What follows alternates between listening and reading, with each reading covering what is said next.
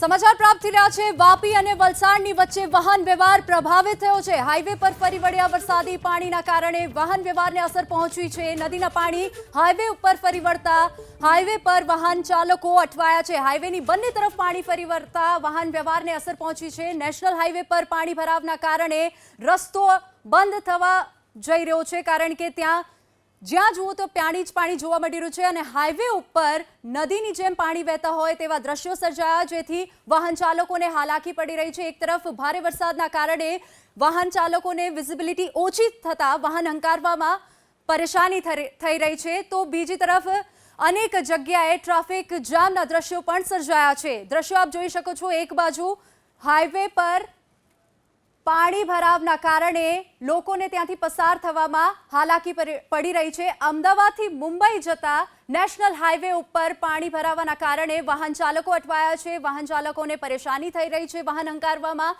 એક તરફ વરસાદના કારણે વિઝિબિલિટી ઓછી થતાં વાહન ચાલકોને હેડલાઇટ ચાલુ રાખીને વાહન ચલાવવાની ફરજ પડી છે, તો બીજી તરફ નદીની જેમ રસ્તા ઉપર પાણી વહેતા થયા છે, તો તેના કારણે પણ વાહન ચાલકોને તે હાઈવે પરથી પસાર થવામાં હાલાકી પડી રહી છે, જેના કારણે ટ્રાફિક જામના દ્રશ્યો પણ સર્જાયા છે।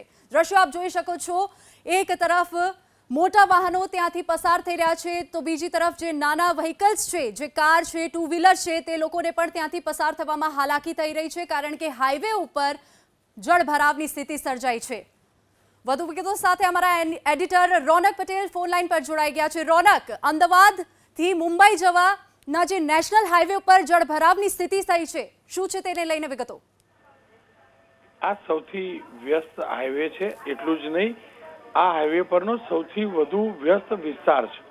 ખાસ કરીને નવસારીથી લઈને વાપી અને ભિલાડ સુધીનો જે બેલ્ટ છે, ત્યાં સૌથી વધુ પરિવહન થતું હોય છે, કારણ કે બે રાજ્યોને જ નહીં પરંતુ બે સંઘ પ્રદેશો પણ સાથે જોડાય છે। એક તરફ દમણ અને બીજી તરફ સેલવાસા છે, એટલે કે ગુજરાતથી મહારાષ્ટ્ર તરફ જતા વાહનો, દમણથી મહારાષ્ટ્ર તરફ જતા વાહનો અને સેલવાસાથી મહારાષ્ટ્ર તરફ જતા વાહનો આ હાઈવેના આ ભાગથી પસાર થતા હોય છે।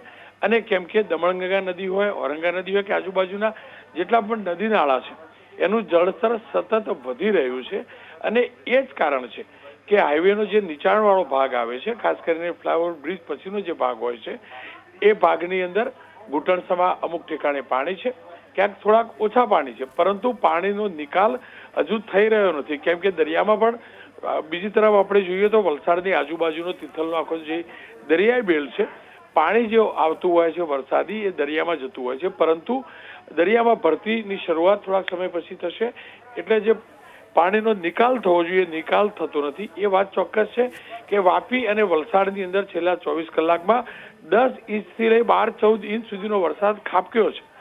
આ તમામની વચ્ચે શરૂઆતમાં પાણીનો નિકાલ ચોક્કસથી થયો, પરંતુ વરસાદ રોકાયો પણ ખરો, પણ કેમ કે ઉપરવાસનો જે વિસ્તાર છે ત્યાં હજુ પણ વરસાદ યથાવત છે, અને ઉપરવાસનું પાણી સતત આવી રહ્યું છે, અને એ જ કારણ છે કે વલસાડ શહેર હોય કે વાપીના કેટલાક વિસ્તારો હોય, પાણી ઉતરી નથી રહ્યા, અને સૌથી વધુ તકલીફ જે છે તે હાઈવે ઉપર પડી રહી છે, કારણ કે હાઈવેથી જેમ મેં કહ્યું છે વ્યસ્ત હાઈવે છે, વ્યસ્ત હાઈવેનો આ બેલ્ટ છે, અને ત્યાં આગળ ચોક્કસની સમસ્યા જોવા મળી રહી છે। માત્ર સર્વિસ રોડ નહીં, મુખ્ય હાઈવેનો જે મુખ્ય રસ્તો છે, જે ધોરીમાર્ગ છે, એના ઉપર પણ જળ ભરાવ છે, આપ જોઈ શકો છો આ દ્રશ્યોની અંદર।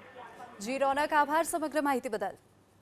તો વાપી અને વલસાડની વચ્ચે આવેલો નેશનલ હાઈવે પર જળભરાવની સ્થિતિ સર્જાઈ છે, અને અત્યારે તે સૌથી વ્યસ્ત હાઈવે છે, અને તે સૌથી વ્યસ્ત બેલ્ટ છે હાઈવેનો, જેના કારણે અત્યારે ત્યાં ટ્રાફિક જામના દ્રશ્યો સર્જાયા છે।